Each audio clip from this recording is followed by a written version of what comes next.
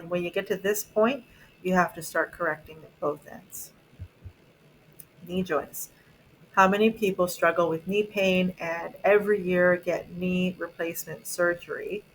When likely, if we could have identified earlier on and done some body work with them to make sure the knee is striking its full force at the correct angle to preserve that knee joint for as long as possible. And in the field of regenerative medicine, by correcting the structure, everybody before they get stem cells is getting the scan because we want to look and make sure the structure is sound. What is the point in putting stem cells into a joint or into an area where it is not structurally sound? We're not going to have long lasting effects.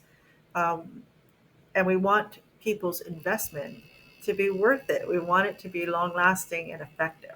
So we correct the structure first, and then we do the cellular therapies to heal it after.